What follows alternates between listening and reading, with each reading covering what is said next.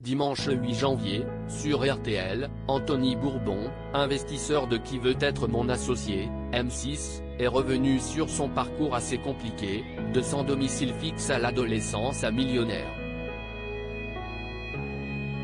J'ai vraiment galéré pour réussir, a-t-il assuré.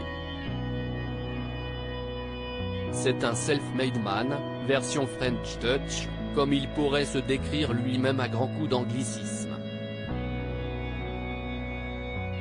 Anthony Bourbon, fondateur de la marque Feed qui l'a rendu millionnaire à moins de 30 ans, a rejoint l'équipe des investisseurs de l'émission Qui veut être mon associé, diffusée sur M6, composée de Marc Simoncini, Delphine André, Éric Larchevêque, Sophie Méchali, Jean-Pierre Nadir et Isabelle Veil, à partir de la deuxième saison.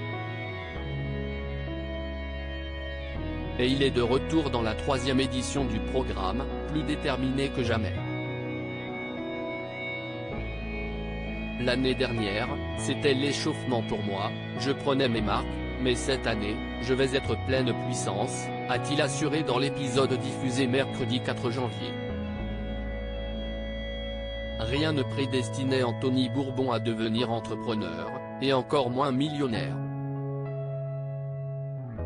Dans l'émission Focus Dimanche, sur RTL, dimanche 8 janvier, il s'est confié sur son enfance difficile et son adolescence dans la rue.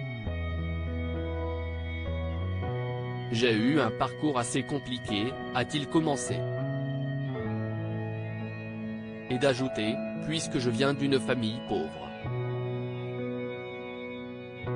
Mon père était contrôleur de train, ma mère était vendeuse. J'étais à la rue quand j'avais 17 ou 18 ans. J'ai vraiment galéré avant de réussir.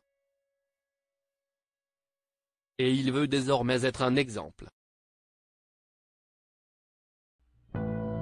Anthony Bourbon, quelle que soit la situation, il ne faut pas baisser les bras s'il est dans l'émission Qui veut être mon associé pour investir dans des projets qui lui plaisent, c'est aussi pour passer un message d'espoir. Quelle que soit la situation, il ne faut pas baisser les bras, a encouragé Anthony Bourbon.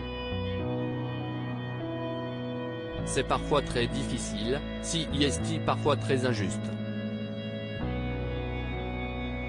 Mais avec du travail, de l'ambition, de la résilience et de la passion, je pense que n'importe qui peut faire de belles choses avec la méthode et de l'envie.